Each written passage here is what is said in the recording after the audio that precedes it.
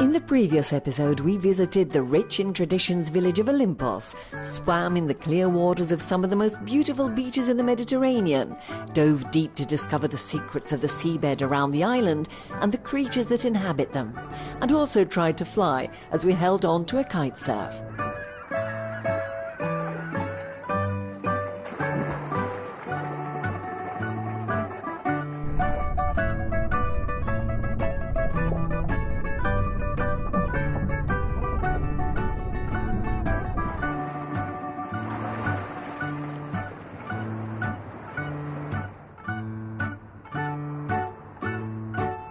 But Karpathos still has a lot in store for us. Ancient cities, pirate villages, unspoiled nature, caves with turquoise water with unexpected visitors, and even the chance of being transported by the Meltemi as we try our hand at windsurfing. Come with us to discover Karpathos.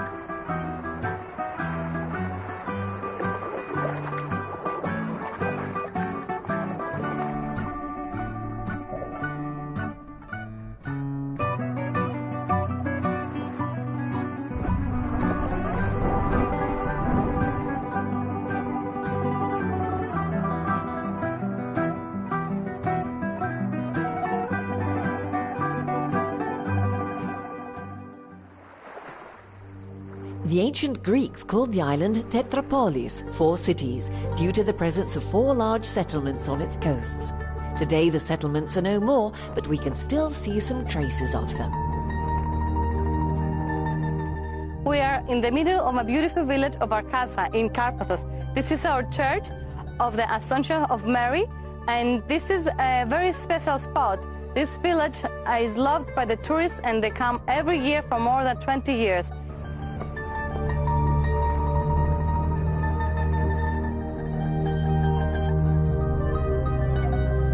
Fortini is a local history buff and takes us through the streets of the Arkaza village, one of the 4 ancient cities on the island. The others were Vrikos on the northeast, Potidaio, where today we have the capital Pigadia, and Nisuros on the Saria island up north. It's one of the most beautiful villages of Karpathos.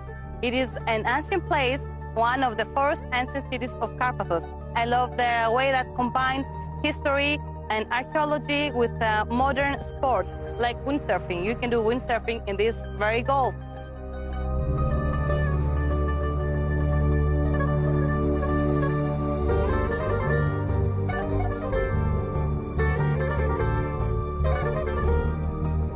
All the villages on the island are characterized by their tight, narrow streets, built like this on purpose in order to avoid pirate raids.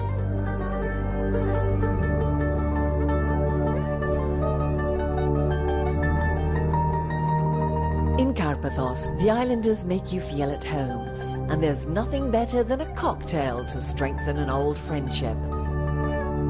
Lulled by the scent of mint in the air, we let ourselves go as we enjoy the splendid sunset in Arkaza.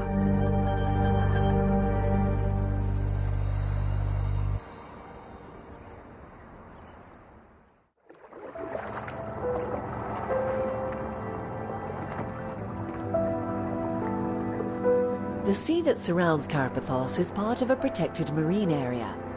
Dinos, an expert sub that we have already met, is an active protector of the island's ecosystem. We will join him as he takes us towards the northern coasts, where several surprises are awaiting us.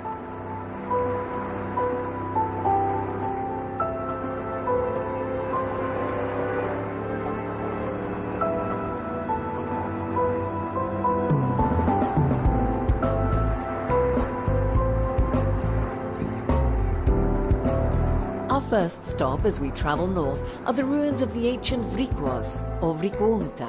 In the Mycenaean age, it was one of the most powerful cities with a population of over 20,000 inhabitants.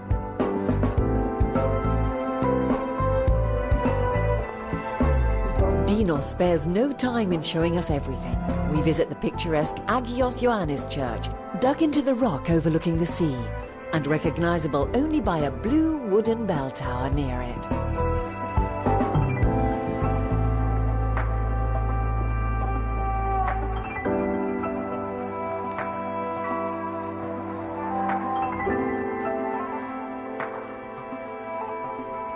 The religious traditions on the island are very much felt. The people participate in the festivities of the Orthodox calendar, and every August the 28th, here in this church, a festival with traditional dances and food is organized. Tradition calls for the participants to stay the night and sleep under the stars.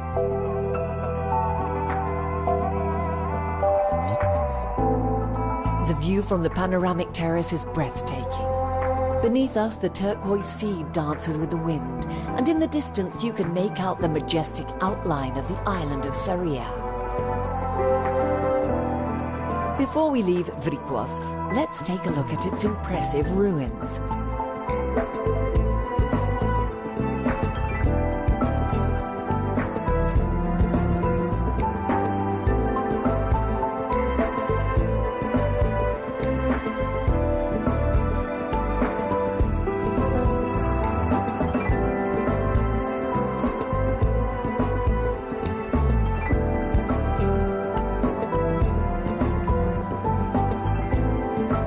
In the narrow section of sea that divides Vrikos from the island of Saria, you can find the Tristorno Bay, an ancient city port that was reused by the Italian Navy during the Second World War.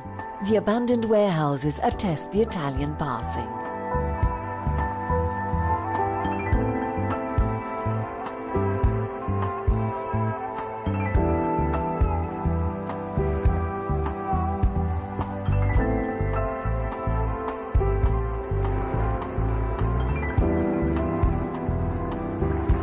Up north, a narrow sea channel weathered by wind and currents divides Karpathos from Saria, today an uninhabited island with a marine park that works to preserve its marine life. Here the coast is full of gulfs and inlets where the water is characterized by different shades of blue.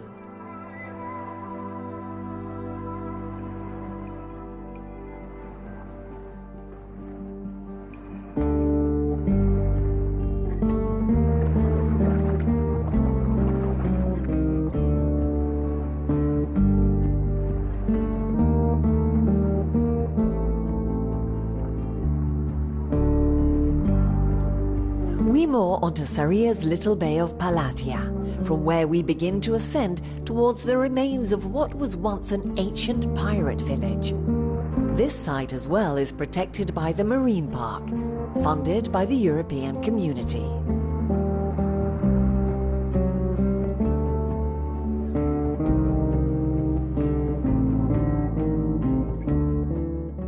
It's one of the 28. It was now 35 protected areas in Greece, and it's very special because we have some rare species which is endemic and it's not somewhere else. Also we have other species which is in the Mediterranean and are very, very unique.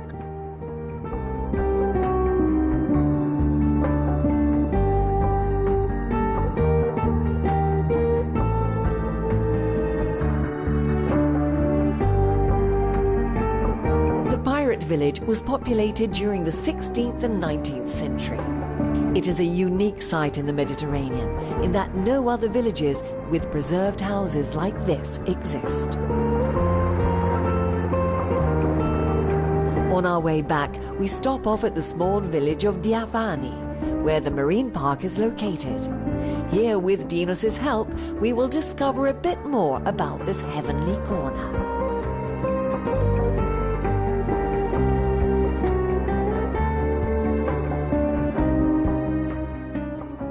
In Karpathos, we have our thing, it's the monk seal, which is like the 10% of the population here in the island.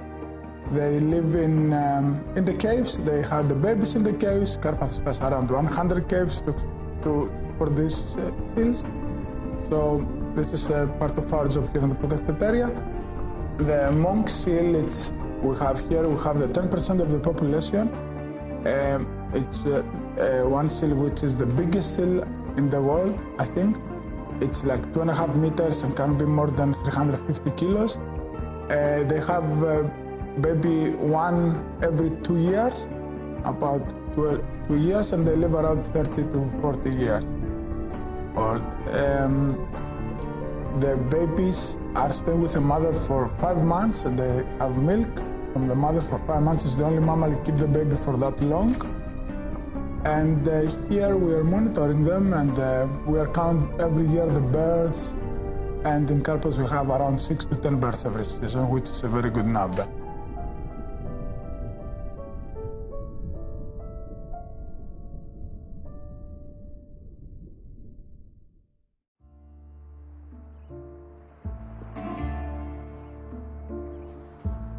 Dawn lights our way as we begin our excursion. Right on the outskirts of Pigadia Center, the island's capital, we find the Agia Fotini ruins, an early Christian basilica built on the ruins of an ancient Greek temple.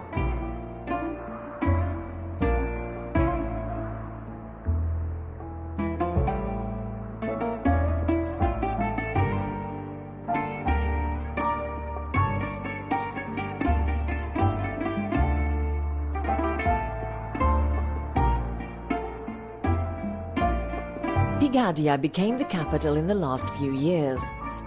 Before Pigadia, the capitals were located inland so that they were protected from possible pirate raids. Evina, an expert on the local history, takes us to discover the inland villages.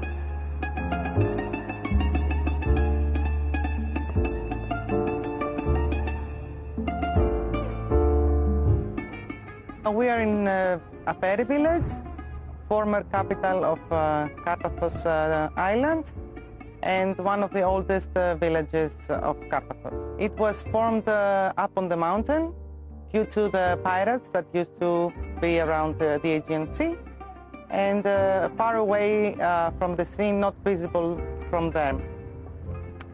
Around 1850, some of the inhabitants moved to Karpathos town. They also had to open some wells. They built some huts, some small houses.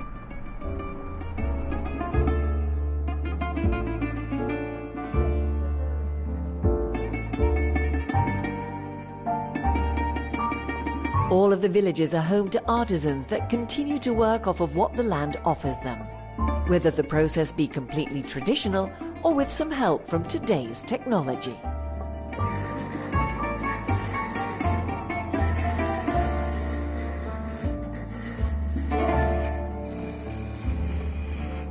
All of the inland villages can easily be visited in one day and allow the visitor an insight that is far from touristy. As we reach the village of Poules, we meet Vena.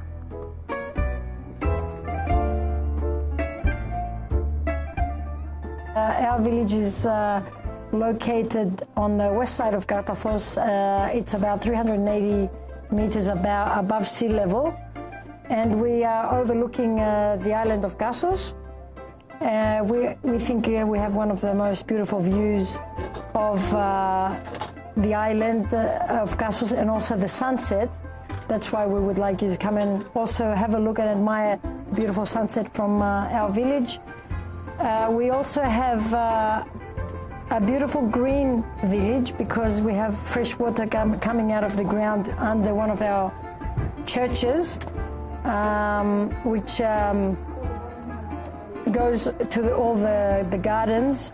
We have beautiful grapes, figs, prickly pears during the summer, a lovely fruit that is not sprayed or is very, what do you call it? Biological, yes, with no chemicals. We have two traditional festivals in the summer. The 15th of August we celebrate St. Mary's Day.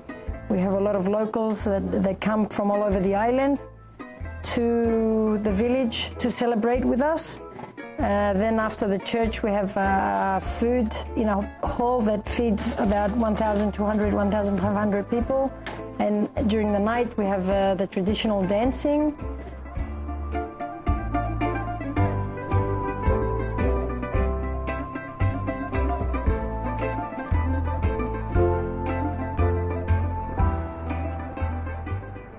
We also have an agricultural museum that it's set up here in our village, and you can see there all the way the people used to live here on the island before the war and during the war. with the traditional windmills and the way they used to do the wines and the olives. It's very interesting. Even for us, the more new generation that never got to see how these people used to live. It's very interesting.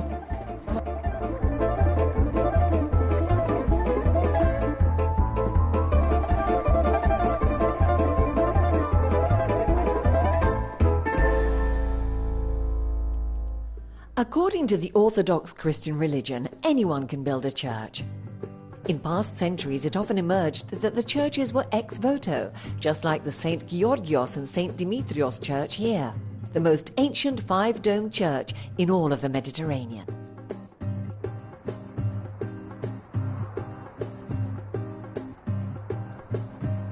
With Evina, we reach Lefkos, on the west coast of the island, where you can admire the remains of an ancient palace and caves inhabited since ancient times.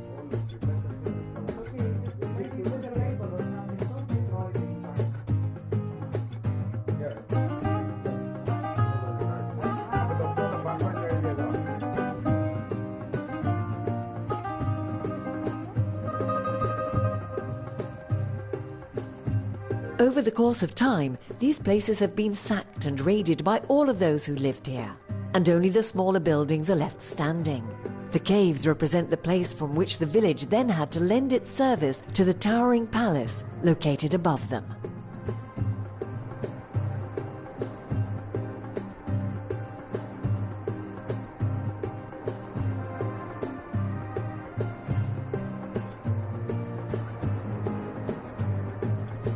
Inside the palace's perimeter, you can still see where running water passed through, and a few floors still adorned with mosaics.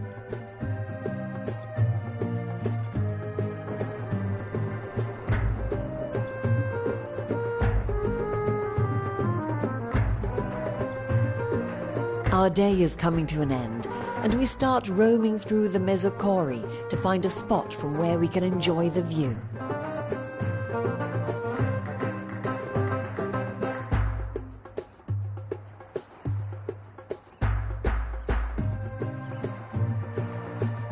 Every corner of this island is rich in splendor and picture-perfect spots. The sea's colors, mixed with those of the sunset, gift the viewer with a unique spectacle.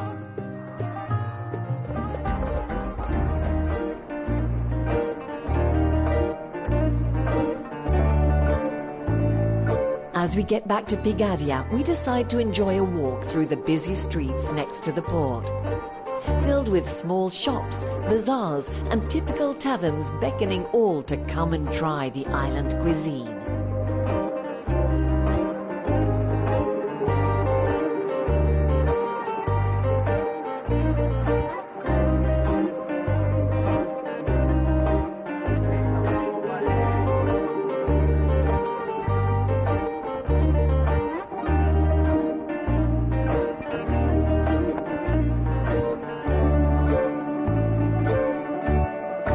The sun sets, restaurants start to fill up and food is served non-stop. Everyone tries their best to attract new clients.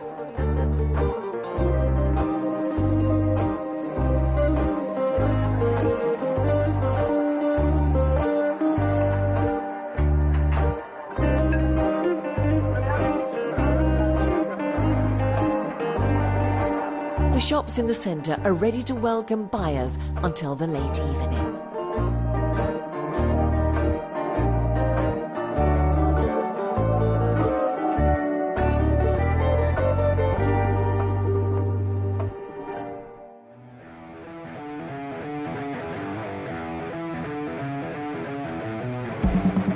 Only a couple of kilometers away from Pigadia, near Aphiatis, Manolis has achieved his dream of building a sports centre, with a preference for windsurfing. We're on the beautiful island of Karpathos, which I'm lucky enough to call home. I started windsurfing in September of one year and fell in love with the sport immediately, and by January of the next year I'd already bought this land. I saw a lot of potential in the area, but also a passion for the sport. At the moment, we're in the southern easternmost tip of the island, where spots become very famous for windsurfing over the years. We have a special situation where we have the Meltemi wind, which is accelerated between the island of Karpathos and the mountainous island of Karpathos, which creates this local phenomena where we have incredibly strong winds here and incredibly long season where the wind blows throughout the year. So it's become on its own sort of a windsurfing mecca, very popular amongst windsurfers of all ages. It's popular in all types of disciplines as well. We're very high windsurfing, slalom, free ride. We've had speed World Cup events here on the island. It's also because it's got certain bays which have flat water, also very popular with freestylers. The island is not only really good for windsurfing, it's a beautiful island, very mountainous. It's one of the greener islands as well for it being so south in the Aegean. So there's a very stark contrast with mountain and sea.